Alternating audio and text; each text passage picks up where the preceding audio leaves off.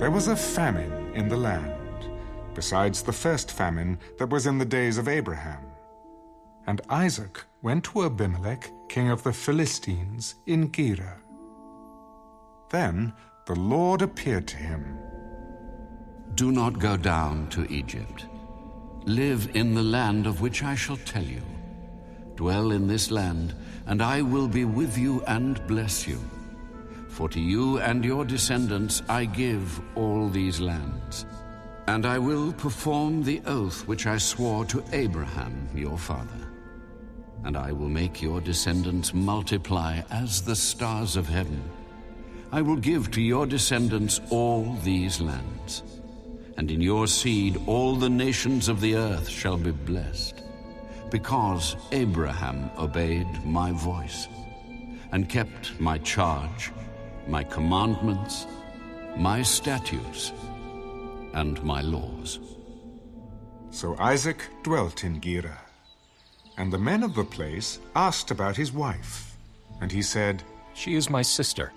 For he was afraid to say, She is my wife. because he thought, Lest the men of the place kill me for Rebekah, because she is beautiful to behold. Now it came to pass, when he had been there a long time, that Abimelech, king of the Philistines, looked through a window, and saw, and there was Isaac, showing endearment to Rebekah his wife. Then Abimelech called Isaac and said, Quite obviously she is your wife. So how could you say, she is my sister? Because I said, lest I die on account of her. What is this you have done to us? One of the people might soon have lain with your wife, and you would have brought guilt on us. So Abimelech charged all his people, He who touches this man or his wife shall surely be put to death.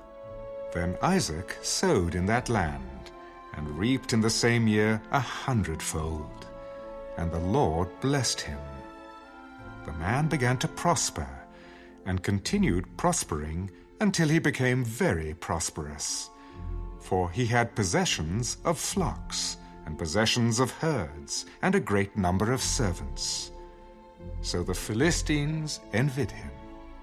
Now the Philistines had stopped up all the wells which his father's servants had dug in the days of Abraham his father, and they had filled them with earth. And Abimelech said to Isaac, Go away from us, for you are much mightier than we. Then Isaac departed from there, and pitched his tent in the valley of Gerar, and dwelt there. And Isaac dug again the wells of water which they had dug in the days of Abraham his father, for the Philistines had stopped them up after the death of Abraham. He called them by the names which his father had called them. Also Isaac's servants dug in the valley, and found a well of running water there. But the herdsmen of Gerar quarreled with Isaac's herdsmen. The water is ours. So he called the name of the well Esek, because they quarreled with him. Then they dug another well, and they quarreled over that one also. So he called its name Sitnah. And he moved from there and dug another well, and they did not quarrel over it. So he called its name Rehoboth, because he said, For now the Lord has made room for us, and we shall be fruitful in the land.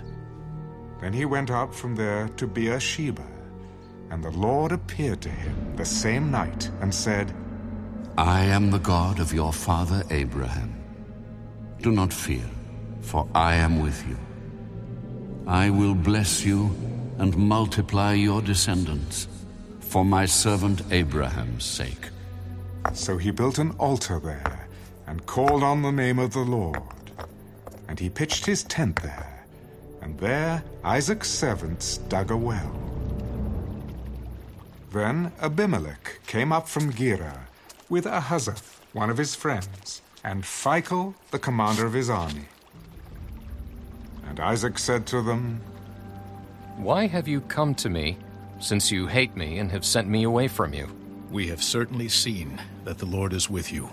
So we said, Let there now be an oath between us, between you and us, and let us make a covenant with you, that you will do us no harm, since we have not touched you, and since we have done nothing to you but good, and have sent you away in peace.